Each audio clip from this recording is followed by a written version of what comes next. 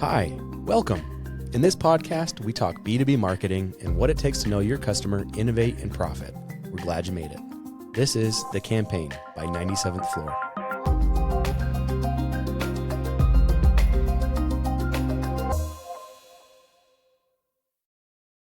Hello, everyone. Happy Friday. I'm Paxton Gray, CEO of 97th Floor, a digital marketing agency built to deliver world-class organic and paid channel strategies for mid-level and enterprise organizations.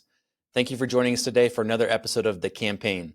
The Campaign is a B2B marketing podcast about better knowing your audience, innovating beyond best practice, and converting visitors into customers. You can find past episodes on YouTube, iTunes, Spotify, and at 97thfloor.com. So today we've got a really great topic. Every B2B marketer eventually hits this wall. You've reached the point of diminishing returns. Maybe you've maxed out the common LinkedIn and Google strategies, or you've realized that your B2B buying committee is influenced by other channels. The obvious answer, add a new channel. But doing so is going to typically raise your cost per acquisition as you get that channel set up, running efficiently while maintaining the foundation that you've built. So you're adding further complexity in terms of your overall messaging. The risk is that you don't learn fast enough, waste budget, or you lose focus by distracting your team. The risk can be heightened by the economic and market conditions that we're facing right now. How can you possibly consider a spike in CAC while your marketing plan and budget is under tight scrutiny? Right? We've got to show value of every single dollar that we're spending. Ultimately, though, the investments and the risk are worth it. According to a study by McKinsey, companies using multi-channel strategies achieve a 24% higher ROI than those relying on a single channel alone. Additionally, companies using multi-channel marketing have 2 times shorter sales cycles, which is massive for B2B companies. Plus, brands that adopt multi-channel marketing see a 30% increase in customer lifetime value because more brand interactions actually increase loyalty. So when's the right time to expand? What's the right way to evaluate and launch a new channel platform? That's what we're going to be discussing today with our guest, Ryan Nelsen. Ryan Nelsen is StackAdapt's Chief Marketing Officer, where he leads all aspects of global marketing, communications, and brand. Prior to his role at StackAdapt, Ryan's journey spans 4 key posts, including strategic marketing leadership roles at both Qualtrics and MX. At Qualtrics, Nelsen served in product marketing, ABM, field marketing, and enterprise marketing. While there, he was instrumental in launching the Qualtrics customer experience business, which quickly became the fastest growing product line and contributed to the company's first $1 billion US revenue. In his role as executive vice president of marketing for MX, Nelsen built world-class team and led all aspects of marketing and brand, including product marketing, demand communication, field marketing, and creative. Ryan, thank you so much for taking the time to join us today. Hey, Pax, thanks for having me. That was quite the long bio. I think we should just shorten that up for future chats we have. But thank you for having me, and thanks to everybody for joining today. Well, it's a well-earned bio, I have to say. A lot of hard work went into that. So let's start off. For those unfamiliar with StackAdapt, what if they haven't used that platform before? What is StackAdapt, and what is it best at? Yeah, thank you. That's a great question. I appreciate the opportunity to be here today. So StackAdapt's a very, very fast-growing programmatic advertising platform. We made some fun announcements last week we'll get into as well to expand beyond programmatic. But we are started about 10 years ago as a native platform and then expanded into display and then video, audio, digital out of home, and then connected TV. And so you can basically run all of your end-to-end programmatic campaigns on the platform. Love that. We use StackAdapt at 97th Floor. And at 97th Floor, our goal is to create intentional audience for channel strategies. We love StackAdapt for its numerous targeting capabilities, cookieless targeting, ABM capabilities with no platform fee, and that makes it a great way to get into ABM outside of LinkedIn, and for its wide array of unique ad types. Plus, it's all bundled in some really awesome reporting that shows how these work together, which helps to kind of demystify some of the complexity around multi-channel advertising strategies. So, Ryan, you mentioned that you just got back from your event, which is Conversion in Nashville, and you announced some new products and capabilities on the platform. Do you want to tell us about what you launched? Yeah, first off, thanks for being a great customer. We appreciate it. And we are very agency focused. We want to make sure that we're powering agencies that then go power incredible brands. And so Thank you for that. Yeah, we had an incredible week last week in Nashville. We had an event called Conversion. We had about 300 of our top clients and partners, prospects, meeting with us to talk about innovation, bold breakthroughs in basically end-to-end funnels, programmatic. And we announced several things. As you think about StackAdapt as a traditional programmatic platform running all of your campaigns, we had a lot of feedback over the last year or so that clients wanted to run more end-to-end within email as well. So let's use a very common e-commerce example. You see an ad across different channels. You then go to a checkout experience.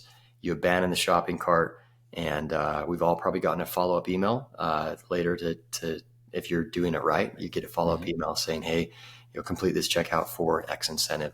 We can now run that all in platform with the launch of our email marketing platform last week.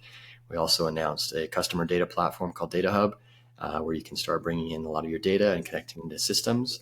And so it's kind of choose your own adventure in terms of you can run it all within the platform, or you can API out to HubSpot or whatever tool platform you're using. So it's been an exciting week with being able to connect a marketer end to end and kind of bridging the worlds of ad tech and martech. I love that. So some exciting new capabilities to test out, and that was one of my favorite things about StackAdapt is the ability to test new things without these massive barriers to entry that sometimes you see with new channels. When somebody is coming to StackAdapt and they want to start, running some programmatic ads or trying out new channels, what do you typically see spurs this? What causes someone to add a new platform to their mix or go from display or native to CTV or out-of-home ads? Yeah, well, hopefully when you're ready to test a new platform, it means that things are working and you're ready to kind of double down and scale even further. So we see some, testing the platform, others go all in based on basically just the results they're seeing across other channels. I'd say that broadly speaking, we all, as B2B marketers, for many of us, use LinkedIn and for their targeting and efforts. And having that ability to do so is great. We're a big, customer of LinkedIn ourselves, but we're also, I have a unique position, marketing to marketers and using our own platform to market to marketers. And so we are, and try to be our biggest proponent of using our own platform. And so we see the data, we see and understand these things, and we actually see a lot higher conversions in many of these areas, using LinkedIn when we can, but then broadening our scope to different channels beyond LinkedIn to other display and even digital out of home targeting some of the events that we do and making sure when someone shows up at an airport or at a place and then they get in the Lyft, where you have an partnership with Lyft where you can run an ad, write an app to be able to start seeing that. For example, last week, welcome to conversion, and they see the digital out of home board. They get in the Lyft, they see the ad there and like, wow, these guys are really good at being able to target where we are. And so to kind of summarize that, we open up a whole new world to marketers to be able to test and try things. And we can maybe dive into a little bit more on the data of like what's working across those things, if that makes sense.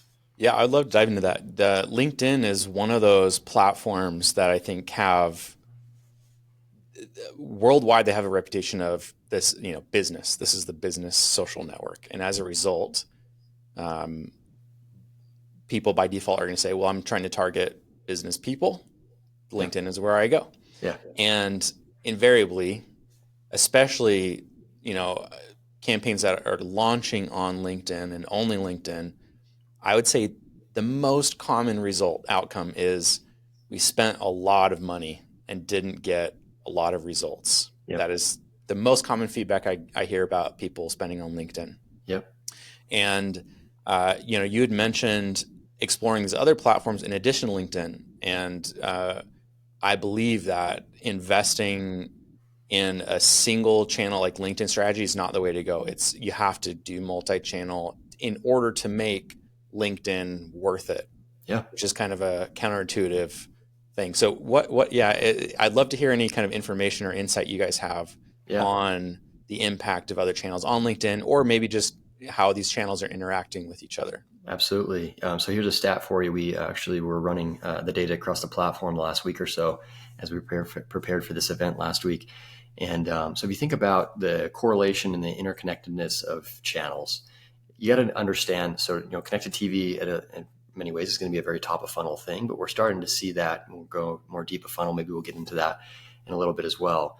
But let me give you an example. If you were to just run a display ad and just run that display ad, it's going to convert at its regular rates, and we'll optimize performance and get better and faster and faster. But if you were to pair that display ad with a connected TV ad, the actual conversion doubles, because you're starting to see validation from other places, and you're starting to see, oh, wow, this company is showing up where I am. And so doubling conversion is an incredible thing.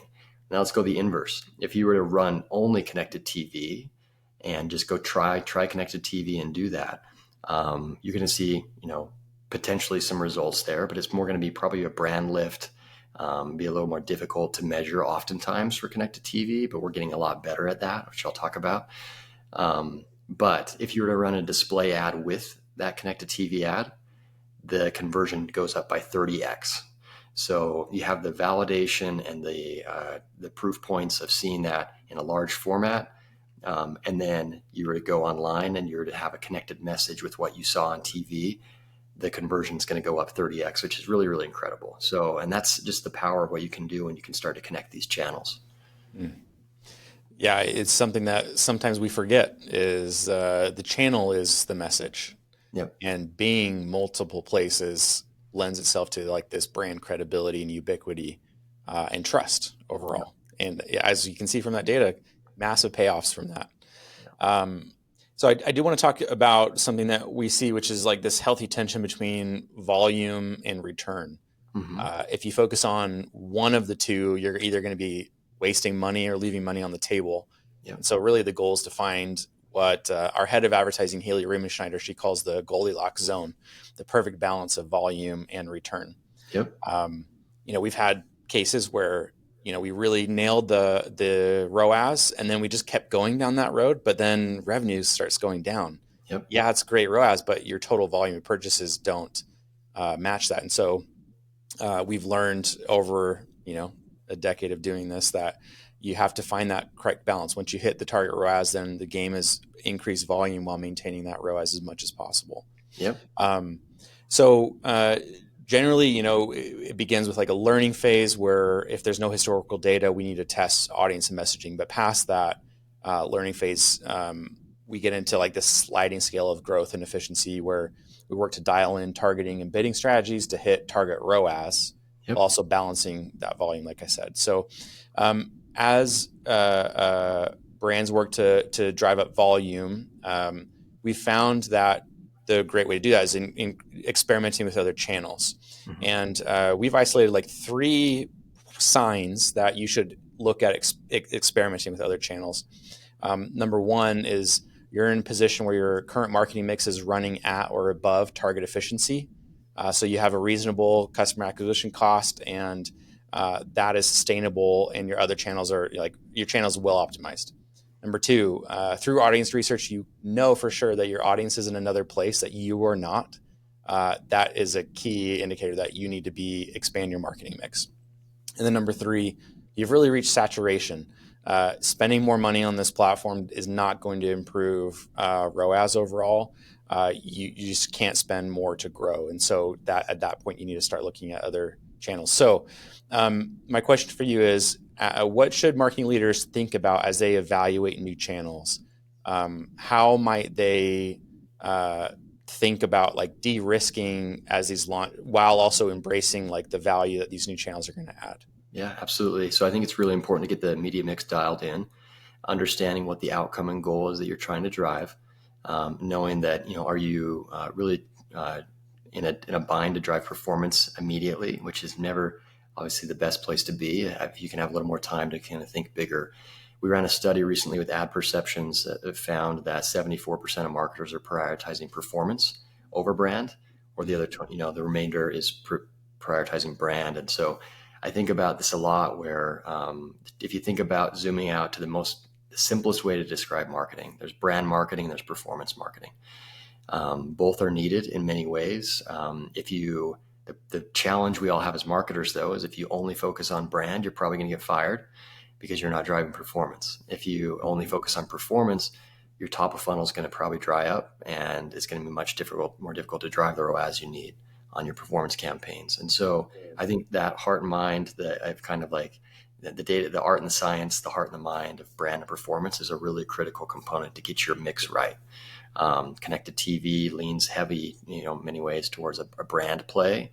But with the technology and tools and QR codes and other things we have now, the ability to drive performance on those campaigns and then connect those across device is a fun thing. We came out with a new ability to do cross-channel attribution, so you can start to see what attribution is working across channels and which performance channels are working best, so that you can double down and optimize for that more. So I think just in a more concise way to answer your question, thinking a lot about what's the media mix, what is defining the goal, what is the end outcome, and I think the most powerful word that we can be talking about is the word conversion. And at the end of the day, that's the outcome we're trying to drive, whether it's a brand or a performance campaign.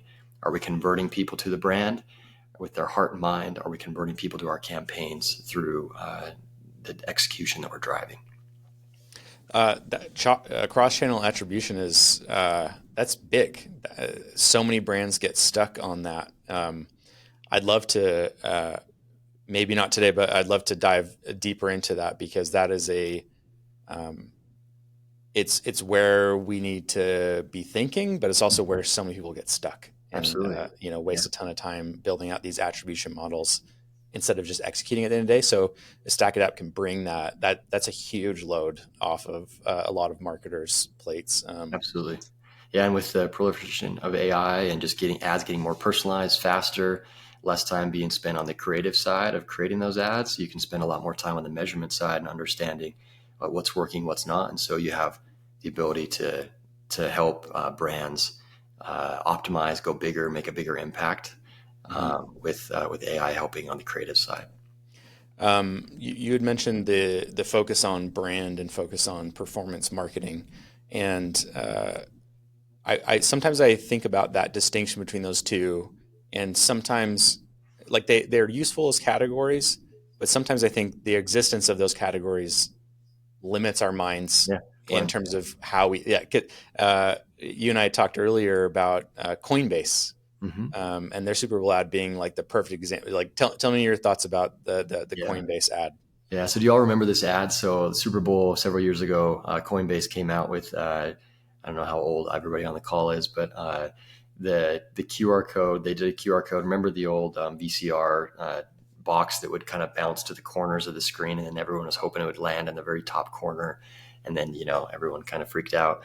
Coinbase used that play on that with a QR code, and so for 30 seconds they had a QR code scan going across the screen, and they had over 20 million downloads of their app immediately. And they basically took a large format like the Super Bowl and created a performance channel out of it. And I think we're going to start seeing a lot more of that. We have seen a lot more of that, but even more so, where you could take something where what's the actual call to action? What's the conversion you want to really drive? And they were the number one, I think, top app download of that week.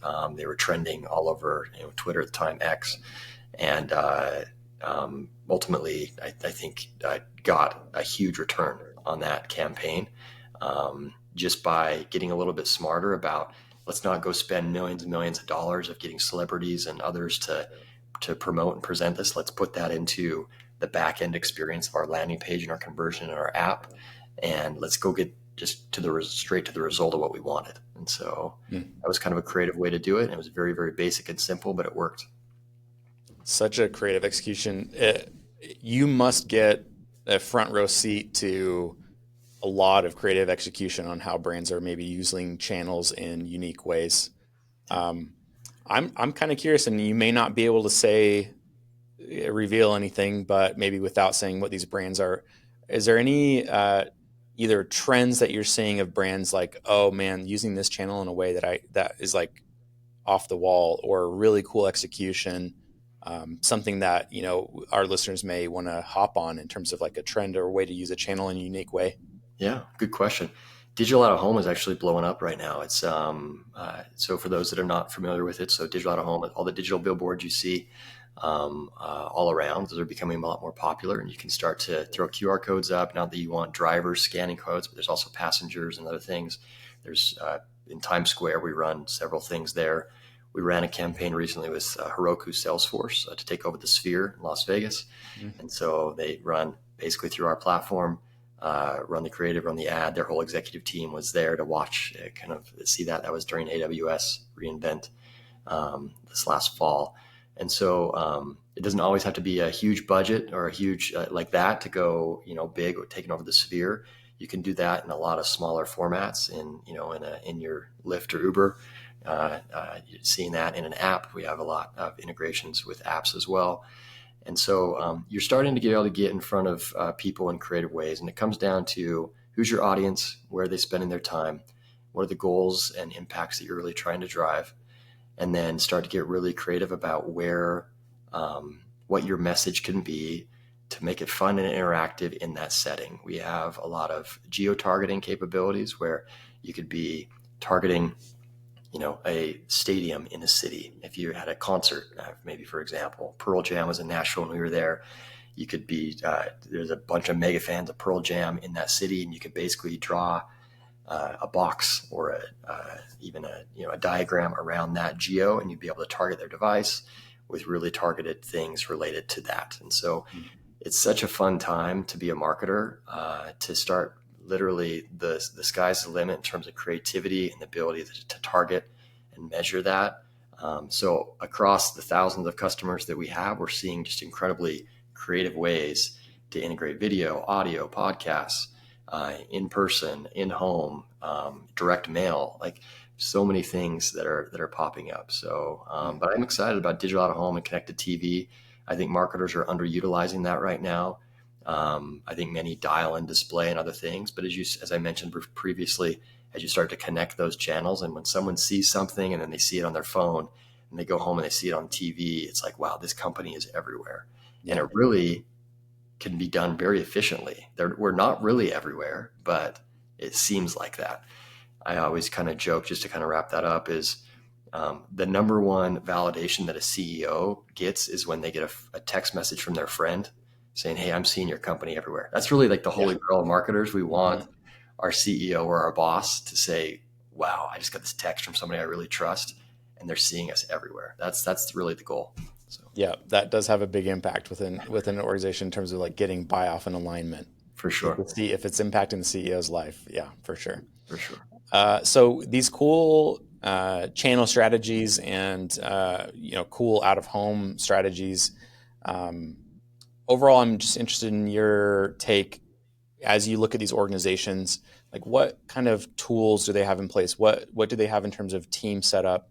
What are their common traits? Like, how should our audience think about the resources it takes to really do this kind of stuff right? Absolutely. So we're a very, very agency-focused company as well. So we have a lot of agencies on the platform. 97th Floor is an incredible agency. We're doing some incredibly innovative things, and so definitely check them out. And as you dive into things, we're on the back end in many ways, trying to empower the very best marketers and agencies to do their best work. And so, but things are getting streamlined. We can do things faster. We can do things better. And what that means is basically you can do and make a bigger impact with less.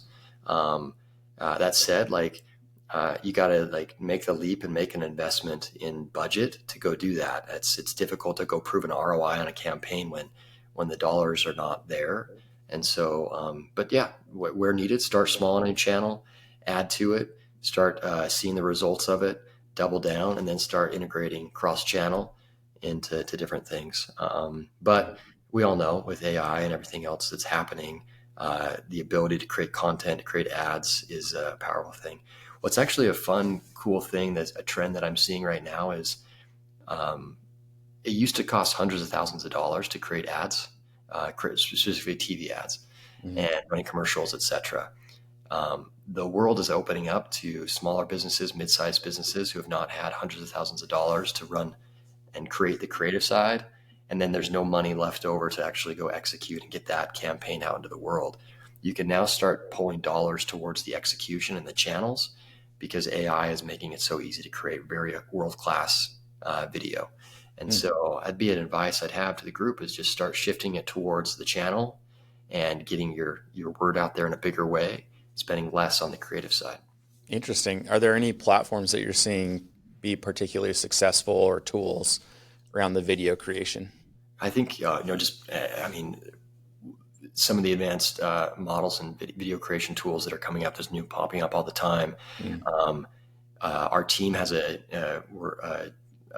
ability inside the platform to pull video together as well. And so the technology, but with across OpenAI, across Gemini, some of the other Mid-Journey, some of these platforms that you're able to go create art and graphics, it's freeing up time for creative teams to think more about the audience, what the impact is, what's the story you want to tell, and then what's the prompt we want to give so that we can actually get this really dialed in. And it's fun, even, with audio.